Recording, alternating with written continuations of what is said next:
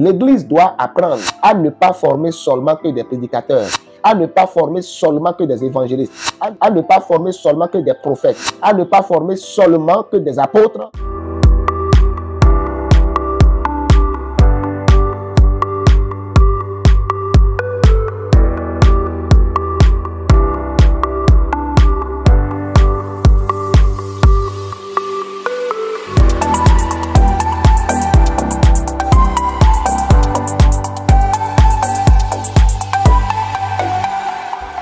La pauvreté de l'Église provient de ce qu'elle enseigne. La pauvreté de l'Église provient de ce qu'elle forme. L'Église ne forme aujourd'hui que des prédicateurs, que des pasteurs, et voilà pourquoi l'Église demeure dans la pauvreté aujourd'hui. Jusqu'à ce que l'Église va reconnaître la place du business, la place du travail pour former les travailleurs, former les cadres dans tous les secteurs, alors l'Église pourra s'en sortir très facilement de la pauvreté. Je suis allé prendre un téléphone portable à un frère que j'avais l'habitude de prendre toujours. Ce téléphone m'était vendu à 115 000 francs. Mais cette fois-ci, je suis parti ailleurs vers un autre vendeur et un frère en Christ. Et ce frère en Christ m'a dit, frère, ce téléphone, son vrai prix, c'est à 80 000 francs. Mais sur le marché, pour ceux qui ne connaissent pas, on le vend à 115 000 francs. Mais entre frères, je vais te le faire sur son prix normal. N'est-ce pas, bien aimé, une économie pour l'Église? Le frère vient d'en bénéficier 35 000 francs sur l'achat de son téléphone et ça fait une économie pour l'Église. Je suis allé à l'hôpital pour prendre quelques soins et je suis tombé sur l'une de mes filles et après les ordonnances et autres pour aller à la caisse payer, elle m'a suivi et elle a pris l'ordonnance que j'avais en main. Elle a barré certaines écrits. J'ai dit, pourquoi tu le fais? Il dit, non, ça, ce sont des supplis. Ça n'a pas de valeur. Ce sont juste des supplis. Vous allez payer cela pour rien.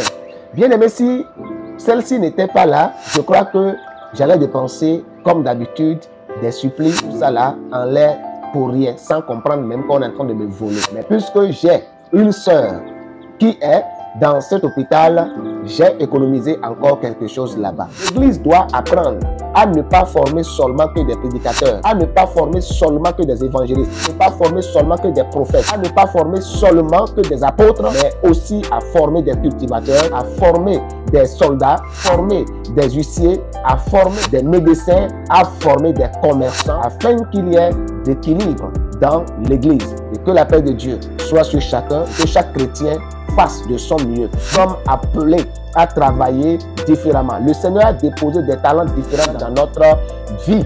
Et voilà pourquoi même dans la Bible, il n'y a pas seulement que des évangélistes, que des prophètes, que des apôtres. Il y a aussi des cultivateurs, des soldats, des bergers. Tout cela pour la gloire de Dieu. Dieu vous bénisse. Pendant que vous comprenez cela, partagez la vidéo pour toucher bon nombre de personnes dans le nom de Jésus-Christ. Amen.